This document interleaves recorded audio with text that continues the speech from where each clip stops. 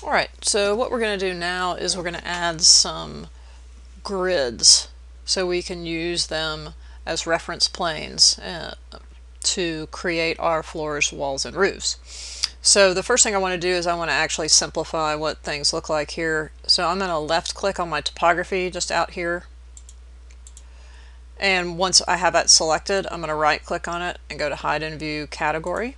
I'm going to do the same thing for this line drawing. Left click on it, right click, hide in view category. So now we just have a clean level 1 with the image background. So the next thing to do is start making those grids. So if I come in to my architecture tab and bring up my ribbon, go across on the ribbon to my datum control, there's a grid. And if you left click on it, the first thing it wants to do is draw segments, which is fine. That's what we want to do. Okay, and we're just going to draw a segment that kind of lines up as close as you can with the end of this. Just sort of, doesn't have to be exact, but just sort of down here on the bottom left. Left click and drag up somewhere up there. And then if you zoom in, you're going to see that it has an H in it. Usually it'll start with a 1, but I was working in this file earlier and probably ended up with a G, so it has an H. We want to change that to a 1. So I'm going to left click on modify, left click single, and then left click single again and type 1 and enter. That's just going to start off with this as a 1, it'll go 2, 3, 4. Now with the grid selected, you can kind of nudge it, you know, where maybe it hits that edge or something. We'll see where these come out because they're supposed to be on 20-foot grids, and we'll get to see how close we came with the scaling. So once you have that grid, make sure it's selected and go to copy. Alright, and then you can left click anywhere, drag to the right and just type 20, drag to the right again 20, drag to the right again 20, let's see, and one more time 20.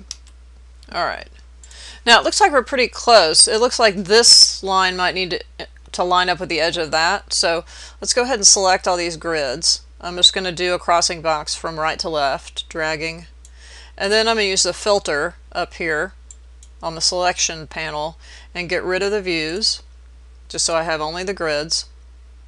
And then you can do one of many things. You could move them. I'm probably just going to use my arrow keys and nudge them over until I get pretty close, you know, to the center of those guys, right?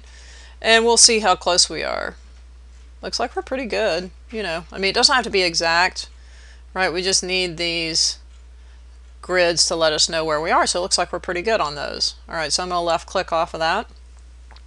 And then what I'm going to do is create a series of the same that go from the top to the bottom. So left click on datum, and it just depends on which side you want the, I'm going to left click, drag that guy over to there, right, and then we can do the same thing, copy it, 20, and then 20, and then 20, and 20.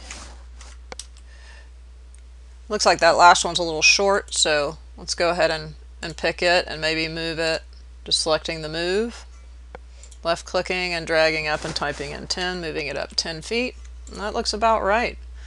So we definitely have our basic grid set up for our floor. So that's what I want you to do, is just go ahead and set those guys up. A couple, you can also, you know, have the level head, the tags come up on either side if you want to by left clicking and switching those around. So go ahead and do that, and when we come back we'll create a floor.